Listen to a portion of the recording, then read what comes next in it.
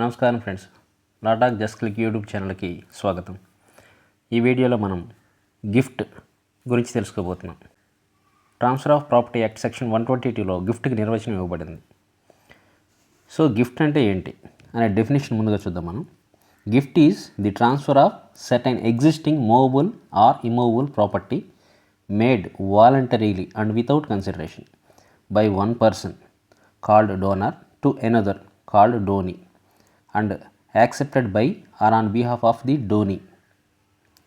So తత్కాలానికి భౌతికంగా ఉన్న ఏదైనా స్థిరాస్తి లేక చరాస్తిని ఒక వ్యక్తి స్వచ్ఛందంగా ఎటువంటి ప్రతిఫలం లేకుండా మరొక వ్యక్తికి ఇచ్చినట్లయితే అది బహుమతి అవుతుందని ఈ డెఫినేషన్ చెప్తుందన్నమాట.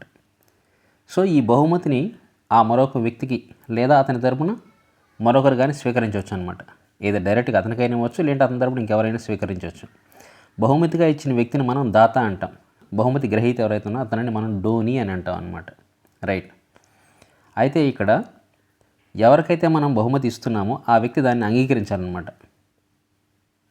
సో క్లియర్గా accepted by or on behalf of the donee అని క్లియర్గా అక్కడ ఇవ్వడం జరిగిందనమాట. రైట్. అప్పుడు మాత్రమే సో మనం ఇవ్వడమే కదా, అతను యాక్సెప్ట్ చేసి ఉండాలన్నమాట. అలాగే మనం కింద చూడండి, acceptance when to be made during the life time of the donor and while he is still capable of giving. So బహుమతిని అంగీకరించడం అనేది ఆ దాత ఎవరైతే ఇస్తున్నారో అతను జీవించి ఉన్న కాలంలోనే, అలాగే అతను దానం ఇచ్చే స్థితిలో ఉన్నప్పుడు మాత్రమే జరగాలన్నమాట. స్టిల్ క్యాపబుల్ ఆఫ్ గివింగ్ అంటే అతను దానం ఇచ్చే స్థితిలో ఉన్నప్పుడు మాత్రమే జరగాలి. బహుమతిని అంగీకరించకుండానే బహుమతి గ్రహీత మరణించినట్లయితే అది రద్దు అవుతుంది. So if the donee dies before acceptance the gift is void అనమాట. 123 ఏం చెప్తుందంటే ట్రాన్స్ఫర్ హౌ ఎఫెక్టెడ్, బహుమతిని ఏ విధంగా ఇవ్వాలి అనే దాని గురించి మాట్లాడుతుంది.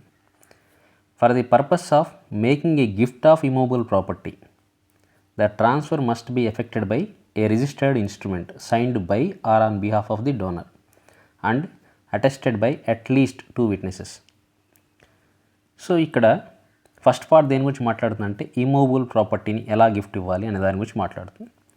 సో స్థిరాస్తి ఏదైనా ఉండి, ఇల్లు కానీ పొలాలు కానీ అలాంటివి ఏమైనా ఉండి వాటిని బహుమతిగా ఇవ్వటం జరిగితే ఆ ఇవ్వటం అనేది తప్పనిసరిగా లిఖితపూర్వకంగా ఉండి ఆ బహుమతి పత్రం అంటే గిఫ్ట్ డీడ్ ఏదైతే ఉందో తప్పనిసరిగా రిజిస్టర్డ్ కావాల్సి ఉంటుందన్నమాట. అలాగే ఆ పత్రంపై బహుమతి దాత కానీ లేదంటే అతని తరపున ఇంకెవరైనా ఉంటే వారు కానీ సంతకం చేయాలి. అలాగే ఆ సంతకాన్ని కనీసం 2 వ్యక్తులు ధృవీకరించాలి.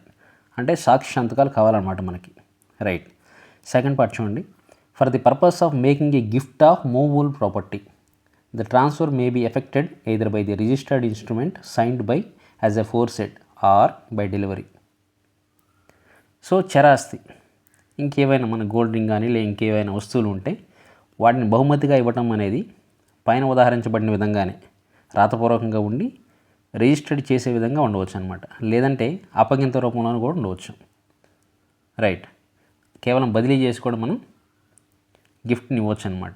అయితే పై సందర్భంలో ఈ అప్పగింత ఏదైతే ఉందో అది మనం అమ్మిన వస్తువుని ఎలాగైతే అప్పగిస్తామో ఆ విధంగానే అప్పగించినా సరిపోతుందన్నమాట. ఇలాంటి ఇన్ఫర్మేటివ్ వీడియోస్ కోసం ఛానల్ని ఫాలో అవ్వండి, సబ్స్క్రైబ్ చేయండి.